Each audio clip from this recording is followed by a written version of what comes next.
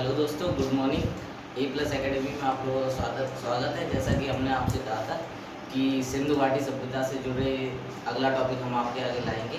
कल हमने इस पर एक सिंधु घाटी सभ्यता पे एक इंट्रोडक्टरी वीडियो भी दिया था, जिसमें हमने आपको बताया था उसके इतिहास के बारे में कि सिंधु घाटी सभ्यता क्या है, कैसे, किसको सिंधु नदी के किनारे स्थित है, इसके बारे में बताया था। तो आज हम कुछ फैक्ट लेके आए हैं सिंधु घाटी सभ्यता से रिलेटेड, जो कि क्वेश्चनों में आए हुए हैं, कई बार आते भी हैं और ज़्यादातर क्वेश्चन इन्हीं से पूछे जाते हैं। सिंधु घाटी सभ्यता बेसिकली अगर हम देखें तो इसको इंग्लिश में इंडस वैली सिविलाइजेशन भी बोलते हैं। इंडस मीन सिंधु नदी का नाम बोला गया है यहाँ पे, और सिंधु नदी के आसपास की जितनी नदी, सिंधु तंत्र जिसे बोलते हैं, सिंधु नदी तंत्र, इसके अंतर्गत जितनी नदियाँ आती हैं, इसके आसपास का जो भी क्षेत्र विकसित हुआ था इस दौरान, उसी को हम लोग सिंधु घाटी सभ्यता कहते हैं। अब हम देखते हैं सिंधु घाटी सभ्यता में, सिंधु घाटी सभ्यता का जो काल निर्धारण है, जैसे कि हम लोग बोलें कि सिंधु घाटी सभ्यता कब विकसित हुई थी, उसके लिए कई सारे विद्वानों ने अपने अपने काल निर्धारण दिए। कुछ ने अपने मत दिए, सभी विद्वानों के सबके अलग अलग मत हैं, कोई भी एक मत नहीं है, ठीक है। इसमें कई सारे विद्वानों के अलग अलग मत हैं, उनको हम आइए डिस्कस करते हैं। विद्वानों ने काल निर्धारण दिया किस पद्धति पे, ये दिया C14 पे। C14 क्या होता है, ये कार्बन डेटिंग होती है। कार्बन डेटिंग से इससे क्या होता है, इससे हम इतिहास के जो भी काल निर्धारण होता है, काल निर्धारण टाइम पीरियड किया है। मतलब कि इसमें जो कार्बन होता है, कार्बन का ये रेडियोधर्मी पदार्थ होता है, जिससे ये होता क्या है, कार्बन का लॉस होता है। जो मतलब कि ये एक साइंटिफिक पद्धति है, इसके बारे में ज़्यादा नहीं जाएंगे, केवल ये जानिए C डेटिंग से, कार्बन C14 डेटिंग से हम लोग किसी भी काल का निर्धारण करते हैं, ठीक। अब इसमें कई सारे विद्वानों ने अलग अलग काल निर्धारण किए। उनमें से कौन कौन से थे? पहले विद्वान थे जॉन मार्शल। जॉन मार्शल ने बोला कि सिंधु घाटी सभ्यता का जो विकास हुआ था वो 3200 BC से 2700 BC 2700 BC के बीच में हुआ था, इन्होंने बोला। यानी कि अगर हम इसको काउंट करें तो कितना हो गया, लगभग 3250 से 2700 BC, यानी कि ये आपका लगभग 550 साल अगर हम इसको बोलें। बस अब आप सोच रहे होंगे ये यहाँ कम कैसे हो रहा है, कम कैसे हो रहा है, आपको बता दें। BC क्या होता है, BC अगर हम बात करें, BC का मतलब होता है बिफोर क्राइस्ट, क्रिश्चियन, जो कि ईसा मसीह के जन्मदिन के निर्धारण के दौरान होता है। जैसे कि अगर हम मान के चलें, आपको समझाते हैं BC होता क्या है। BC को अगर हम लें तो BC जैसे ये एक मैथ में आपने पढ़ा होगा, अगर ईसा भगवान का जन्म जिस समय हुआ था, उस काल निर्धारण को हम लोग 0 BC बोलते हैं, ठीक है। इससे जो पहले, उनके जन्म के पहले जो भी जन्म से पहले घटनाएं हो गई हैं, उनको हम BC बोलते हैं, ठीक। और इसके आगे वाली घटनाओं को AD बोलते हैं, ठीक।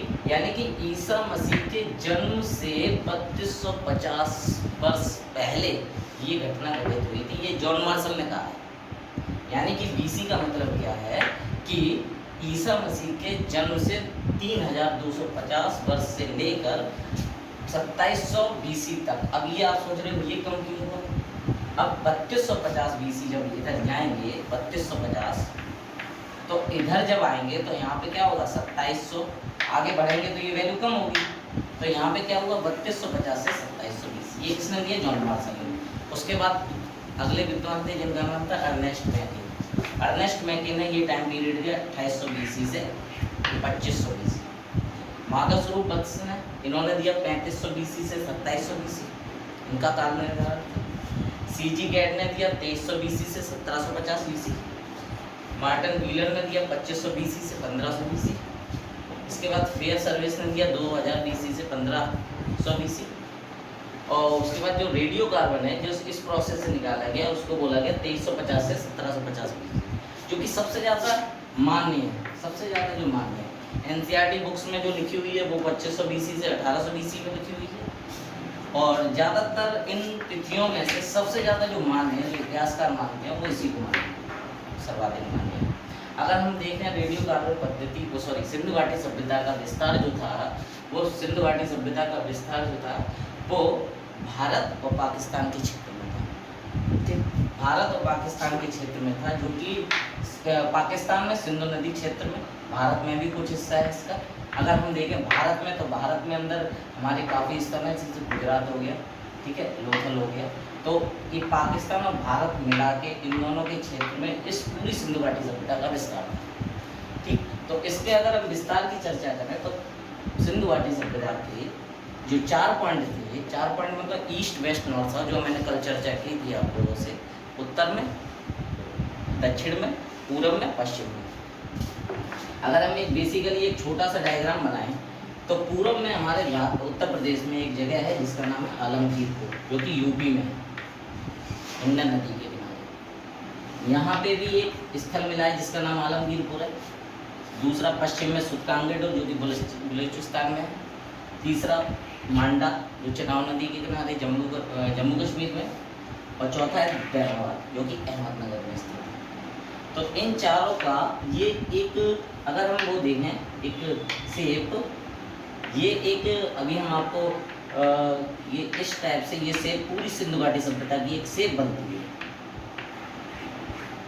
जिसमें इस पूरी सभ्यता का विस्तार काफ़ी, अगर हम देखें तो ये हमारी सभ्यता नगरीकृत थी, और सभ्यताओं से ये क्यों अलग थी, क्योंकि इसमें नगर नियोजन, नगरीकरण का सिस्टम सबसे अलग था। जैसे कि मिस्र की सभ्यता, और भी सभ्यताएं हैं, यहाँ पे नगरीकरण के मामले में बात करें तो सिंधु घाटी की सभ्यता सबसे ज़्यादा नगरीकृत थी, जिसको हम बोलते हैं ना, जो आजकल की नगर पालिकाएँ होती है कि एक सड़क होनी चाहिए और ग्रिडिंग सिस्टम होना चाहिए, पानी जाना चाहिए, ये सब चीज़ें उस समय भी थी, आज से 5000 साल पहले।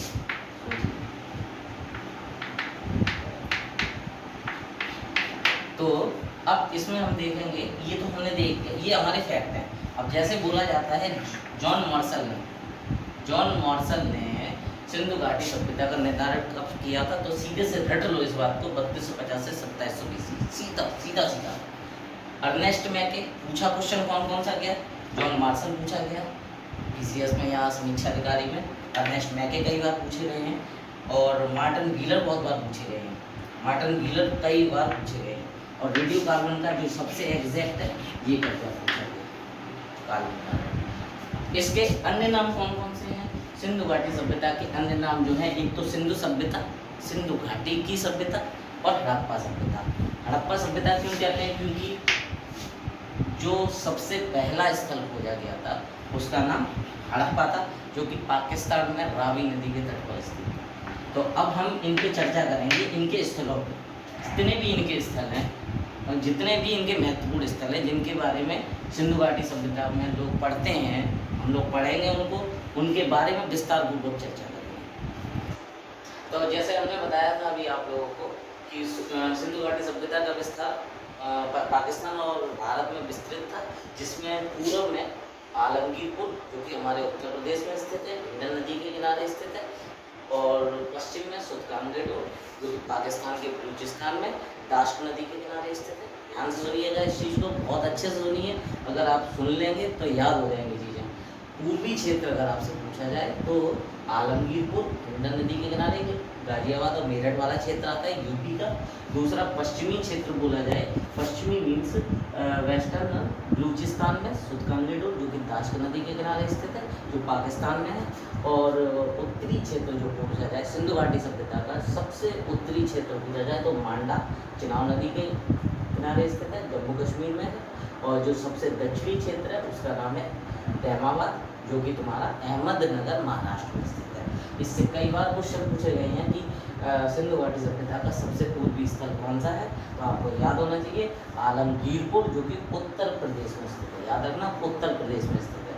दूसरा पश्चिमी, फिर से हम रिवाइज कर रहे हैं, पश्चिमी सुतकांगेडो, उत्तरी मांडा, दक्षिणी अहमदनगर।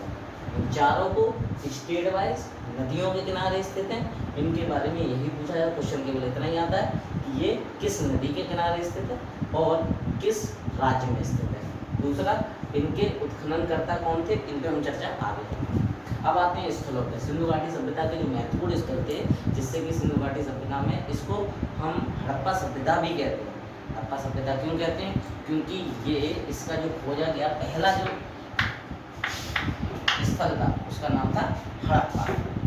हड़प्पा याद रखना, ये पहला स्थल था, इस वजह से इसको हड़प्पा बोला गया। हड़प्पा सभ्यता भी बोला जाता है, इसमें कोई कंफ्यूजन वाली बात नहीं। हड़प्पा जो कि पाकिस्तान में स्थित है। पाकिस्तान में एक जगह का नाम है जो वर्तमान में पाकिस्तान में मांडगोमरी जिला है, वहाँ पे इस जगह को वहाँ पे ये जगह पाई जाती है, पाकिस्तान के पंजाब प्रांत में। याद रखना, क्वेश्चन ये भी आया हुआ है कि वर्तमान में हड़प्पा स्थल किस नाम से जाना जाता है या कहाँ स्थित है, तो पाकिस्तान के पंजाब प्रांत में और मांडगोमरी जिला। कौन सा जिला है? मांडगोमरी जिला। मांडगोमरी जिला कई बार बोलेंगे तो याद होगा, ठीक। तो हड़प्पा स्थल में जो देखा गया, इसके उत्खननकर्ता कौन थे? दयाराम साहनी, जिन्होंने 1921 में इसकी खोज की। किसकी? हड़प्पा की। हड़प्पा की खोज किसने की? दयाराम साहनी। रट लिए इस बात को, दयाराम साहनी ने इसको खोज किया। दूसरा, अगर हम बोले हैं कि इसको व्यापक स्तर पर उत्खनन किसने करवाया, तो माधव स्वरूप और मार्टिन व्हीलर। क्वेश्चन चेंज हो जाते हैं, थोड़े से लैंग्वेज को समझना होगा। व्यापक तौर पर स्तर किसने करवाया, तो माधव स्वरूप और मार्टिन व्हीलर। इन्होंने 1921 में दयाराम साहनी ने स्टार्ट कराया और व्यापक स्तर पर जो कराया माधव स्वरूप और मार्टिन व्हीलर।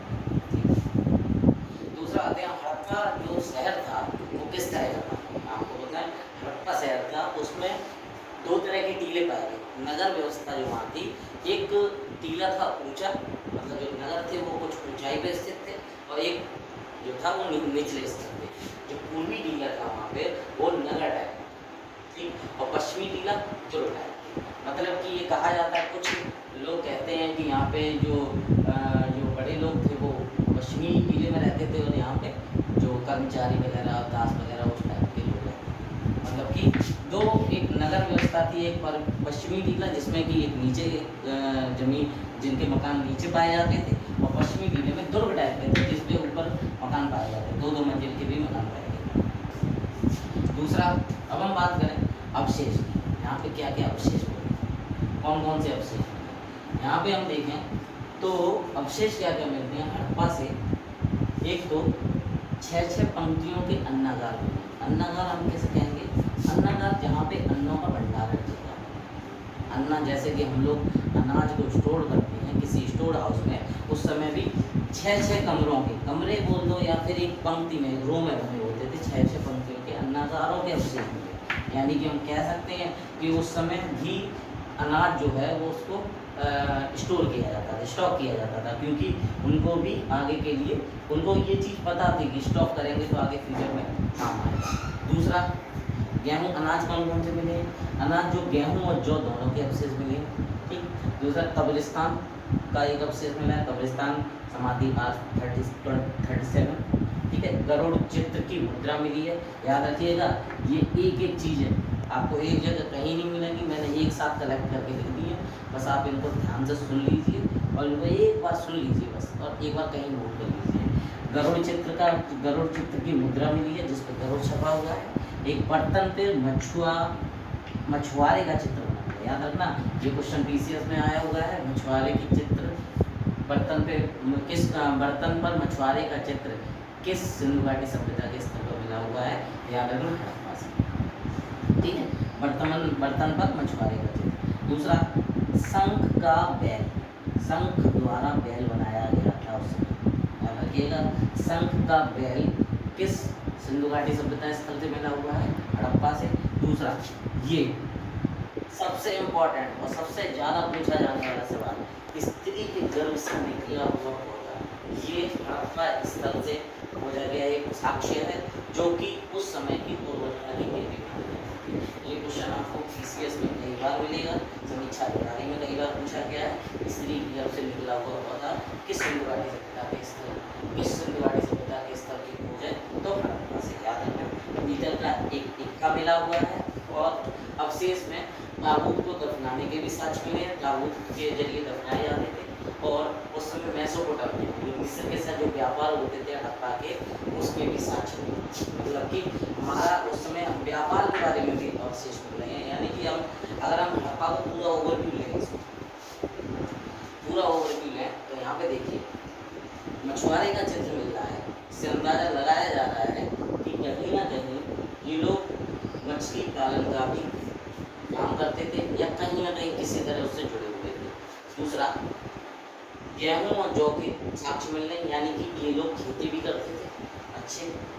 तीसरा, शंख का बना हुआ बैल, बैल जब मिल रहा है तो इससे हमें ये पता चलता है इन लोगों की जो खेती होती थी उसके लिए उपयुक्त एक विधि यूज करते थे बैल के जरिए। खेत को जोतने की जो भी प्रक्रिया होती थी उस समय बैल के जरिए खेती होती थी। आपको अंदाजा लगा सकते हैं आज से 5000 साल पहले ये सब चीज़ें उन लोगों के एक मतलब जीवन स्तर में पाया जाता। ये सब चीज़ें वो लोग इनसे अपना सामाजिक जीवन जीते थे। पारदर्शी वस्त्र पहने हुए मूर्ति, ये भी एक साक्ष्य मिला हुआ है। और स्त्री गर्भ से इससे ये पता चलता है उर्वरता की देवी, यानी कि वहाँ पे जो पृथ्वी थी, पृथ्वी को इन्होंने उर्वरता की देवी का पौधा, यानी कि हड़प्पा सभ्यता में जितने भी साक्ष्य, इतने साक्ष्य आपको एक जगह कहीं नहीं मिलेंगे, इतने सारे साक्ष्य। ये अगर आप याद कर लेंगे तो इसका एक भी क्वेश्चन नहीं मिलेगा किसी भी। अगला जो स्थल आएगा आपका, इसके बाद वो आएगा मोहनजोदड़ो। अगला जो स्थल है जो हमारा हड़प्पा हो चुका है, अब आप वहाँ आते हैं दूसरे स्थल पे जिसका नाम है मोहनजोदड़ो, जो कि बहुत ही ज़्यादा फेमस स्थल है और जो सबसे बड़ा एक स्थल खोजा गया है, जिसकी खोज जो की थी राखलदास बनर्जी ने की थी। याद रखिएगा इसको, कई बार पूछा गया है मोहनजोदड़ो की खोज किसने की थी। आपने देखा होगा इस पर एक मूवी भी बनी हुई है मोहनजोदड़ो को। उसमें अगर आप इसको कंपेयर करेंगे उससे तो काफ़ी चीज़ें उससे मिलेंगे। उसमें देखेंगे जब आप उसमें सड़कें भी दिखाई गई हैं, अच्छा, और उसमें एक स्नानागार भी दिखाया गया है। आप अगर मूवी को ध्यान से देखें तो उसको उसमें एक स्विमिंग पूल टाइप से दिखा दिया गया है, ज़्यादा ही एडवांस कर दिया है, लेकिन बेसिकली एक विशाल स्नानागार था उस समय, जो कि उन्होंने मूवी वालों ने उसको उसमें जोड़ा है। तो हम देखते हैं मोहनजोदड़ो, जिसका कि बेसिकली मतलब क्या होता है, मृतकों का टीला, मृतकों का टीला जिसका अर्थ होता है, और जिसकी खोज जो है मोहनजोदड़ो की खोज राखलदास बनर्जी ने की थी कब, 1922। ये कहाँ स्थित है, ये पाकिस्तान के सिंध प्रांत में स्थित है, जो कि लरकाना जिले में स्थित है। ठीक है, जो कि मोहनजोदड़ो जो है किस नदी के किनारे स्थित है, ये भी क्वेश्चन आया हुआ है, सोन नदी के किनारे स्थित है। क्वेश्चन कितने हो गए, मृतकों का टीला, मोहनजोदड़ो का अर्थ, किसने खोज की, राखलदास बनर्जी ने, किस नदी के किनारे स्थित है, सिंध नदी के किनारे, वो वर्तमान में किस जिले में है, लरकाना जिला, पाकिस्तान के सिंध प्रांत। 4 क्वेश्चन इससे यहाँ बने। दूसरा, यहाँ से जो अवशेष मिले, यहाँ से जो अवशेष मिले उनमें सबसे बड़ा अवशेष जो है उसे बोला गया है, वो जो है विशाल स्नानागार। जैसे कि हम लोगों ने आजकल देखा होगा, हम लोग अपने रिलीजन को जोड़ते हैं, जैसे घाटों पे जाते हैं, बनारस जाते हैं, हरिद्वार जाते हैं, वहाँ जाते हैं तो देखते हैं जो मतलब गंगा नदी में उतरते हैं, वहाँ सीढ़ियाँ बनी हुई हैं। इसी तरह के घाट या इसी तरह का निर्माण आज से 5000 साल पहले जो विशाल स्नानागार जो था, यहाँ पे जो नहाने के लिए जाते थे, इसको एक धर्मानुष्ठान से संबंध माना जाता है। कहा जाता है यहाँ पे जो धार्मिक परंपराएं होती थी, इसमें जाके नहाते थे लोग, अपने आप को पवित्र करते थे, जो भी उनके धार्मिक पूजा होती थी वो की जाती थी। और उसी को देखते हुए आज के, अगर हम आपको इसको आज की दौर से अगर कनेक्ट करें तो हरिद्वार में और मतलब जहाँ भी घाट है हमारे भारत में, तो अगर हम देखें तो उसी तरह के घाट बनाए जाते हैं। जो भी घाट होगा आपने देखा होगा सीढ़ियाँ बनी हुई हैं उसमें। यही इस तरह का विशाल स्नानागार जो था, ये मोहनजोदड़ो में मिलता है, जिसमें धार्मिक अनुष्ठान किया जाता, धार्मिक रिलीजन से संबंधित है। ठीक। दूसरा, विशाल स्नानागार मिला, ये क्वेश्चन बहुत बार पूछा गया है, जिसको कि जॉन मार्शल ने ये बोला था इस स्नानागार को आश्चर्यजनित निर्माण किसे बोला, विशाल स्नानागार को किसने बोला, जॉन मार्शल ने। क्वेश्चन ये भी दिया। दूसरा, अवशेष में और बात करें तो एक आता है विशाल अन्नागार। विशाल अन्नागार, यहाँ पे अन्नागार अनाज को स्टोर किया जाता था। समानांतर सड़कों का, सड़कें जो होती थी पैरेलल होती थी सारी, शासन व्यवस्था जो थी वहाँ पे जो राजा था वहाँ पे शासन जो करता था वो जनतंत्र था, मतलब कहा जाए तो जनता का प्रतिनिधित्व, जनता के अकॉर्डिंग चलता था। कोई राजा राजा का मतलब राजा का शासन ना होकर जनता द्वारा चुना हुआ होता था, जनतंत्र था। दुर्ग टीला, स्फूर्त टीला भी, वहाँ पे एक दुर्ग टीला पाया गया जिसको स्फूर्त टीला कहा गया है। स्फूर्त टीला क्यों कहा गया है? क्योंकि कुशाणों ने यहाँ पे एक स्तूप का निर्माण करवा दिया था, मतलब कि जो दुर्ग टीला वहाँ हड़प्पा में मिला था यहाँ पे भी मिला, तो यहाँ पे जो दुर्ग टीला मिला है इस दुर्ग टीले पर कुशाणों ने एक स्तूप का निर्माण करवा दिया, इसलिए इस दुर्ग टीले को स्तूप टीला कहा जाता है। यानी कि क्वेश्चन एक ये भी बन सकता है कि स्तूप टीला का निर्माण किस राजवंश ने करवाया? कुशाण। ठीक, कहाँ करवाया? मोहनजोदाड़ो में। याद रखना इस बात को। अब हम बात करते हैं इसके जो मुख्य अवशेष हैं वो कौन कौन से हैं। याद रखना मैंने सारे अवशेष ढूंढ रखे हैं, ज़्यादा से ज़्यादा आप लोगों को मिलेंगे, किसी भी बुक में एक साथ नहीं मिलेंगे। अगर आप इनको पोस्ट करके एक बार लिख लेंगे एक बार कॉपी पे तो आपके लिए बहुत फायदेमंद रहेगा, क्वेश्चन निकलेगा नहीं, ये बात है। पहला जो इसका स्थल था वो है पहला महाविद्यालय भवन, इसका जो अवशेष मिला है महाविद्यालय भवन, यानी कि इससे पता चलता है वहाँ पे उस समय पे यूनिवर्सिटी टाइप के भवन भी होते थे, कॉलेज भी होते थे, पढ़ाई। और दूसरा है कांसे की नर्तकी, मतलब कि एक मूर्ति बनाई गई थी नग्न महिला की, जो कि नर्तकी थी, नग्न नर्तकी कांसे की, वो एक जिसको इंग्लिश में डांसिंग गर्ल बोलते हैं, डांसिंग गर्ल, याद रखना डांसिंग गर्ल। ये कांसे की बनी हुई थी, 4 इंच की ये मूर्ति है, छोटी सी मूर्ति है, जो कि मोहनजोदाड़ो का सबसे प्रमाणित साक्ष्य है। तो तीसरा पुजारी की मूर्ति मिली थी, जिसमें इनके पुजारी जी के दाढ़ी भी थी, कंबल ओढ़े हुए थे। पशुपतिनाथ की मूर्ति मिली, जो कि एक मुद्रा पे थी, एक सिक्के पे थी, जिसपे पशुपतिनाथ एक रूप में बैठे हुए हैं मुद्रा पे। भट्टे के कुम्हार जो थे, जो भट्टे थे, उनके भट्टों के साक्ष्य मिले हैं, सूती कपड़ों के साक्ष्य मिले हैं, हाथी का कपाल खंड मिला है। ठीक, अब कुएं से कई सारे नरकल कंकाल प्राप्त हुए हैं, इससे हमें ये भी पता चलता है उनके बारे में जानकारी थी उनको। घोड़े के दांत मिले हैं, यानी कि घोड़े से कहीं ना कहीं ये लोग घोड़े के बारे में जानकारी रखते थे। दूसरा, गीली मिट्टी पे कपड़े के भी साक्ष्य, याद रखना गीली मिट्टी पर कपड़े के साक्ष्य होते हैं, यानी कि कपड़े के या सूती कपड़े के साक्ष्य मिले हैं। यानी कि आप ये जान लीजिए, सूती कपड़े का अगर कोई पूछे सूती कपड़ा विश्व में सबसे पहले कहाँ उत्पादित हुआ, तो हम कहेंगे भारत में, सिंधु घाटी सभ्यता। सूती कपड़े के सबसे पुराने साक्ष्य जो है वो हमें कहाँ से मिले? मोहनजोदाड़ो के। अब हम इसके क्वेश्चन के फॉर्म में बताते हैं, क्वेश्चन कौन कौन से बनेंगे। पहला क्वेश्चन, मोहनजोदाड़ो का अर्थ मृतकों का टीला, पहला। दूसरा, खोजकर्ता राखालदास बनर्जी। तीसरा, वर्तमान स्थल लरकाना सिंधु प्रांत राजस्थान में, इस नदी किनारे सिंधु नदी ग्रंथ। इसके जो अवशेष हैं उनमें कौन कौन से आते हैं? पहला, विशाल स्नानागार, जिसके धर्मानुष्ठान होते थे। विशाल अन्नागार, समानांतर सड़कें, जनतंत्रात्मक शासन व्यवस्था। दुर्ग टीले, जिसे स्तूप टीला कहा जाता था, जो कुशाण में बनाया था। और यहाँ पे इसको आश्चर्यजनक निर्माण किसने बोला? जॉन मार्शल ने। और यहाँ पे जो ये इसके जो सबसे ज़्यादा इंपॉर्टेंट क्वेश्चन है, महाविद्यालय भवन, कांसे की नृत्य की, जिसको डांसिंग गर्ल बोलते हैं, पुजारी की मूर्ति, गाड़ी वाली पुजारी की मूर्ति, पशुपतिनाथ, ये क्वेश्चन आए हुए हैं। सूती कपड़े का आया हुआ है, हाथी का कपाल खंड आया हुआ है। ठीक, और गीली मिट्टी पर सूती कपड़े के साक्ष्य, इनसे रिलेटेड आया हुआ है। विशाल अन्नागार का साइज भी कभी कभार पूछ लिया जाता है। 11.88 लेंथ है, 7.01 विड्थ है, चौड़ाई है, और 2.43 इसकी गहराई है। यानी कि इसकी जो 11 × 7 × 2 ये इसकी लंबाई, चौड़ाई और गहराई है, किसकी? विशाल स्नानागार। तो मोहनजोदाड़ो से संबंधित जितने भी अवशेष मिले हैं, जिसने इसकी खोज की है, उनका नाम, किस नदी किनारे स्थित है, वो कौन कौन से इसके अवशेष हैं जो मुख्य हैं, उनके नाम, ये सभी क्वेश्चन में पूछे जाते हैं। तो ये हमारा मोहनजोदाड़ो का टॉपिक यहाँ खत्म होता है। इसलिए अगला जो टॉपिक होगा वो नेक्स्ट वीडियो जब हम बनाएंगे। आज के लिए बस इतना ही है। और इस टॉपिक में आपका क्वेश्चन नहीं निकलेगा अगर आप इसको सारे को पॉइंट आउट करके लिखें।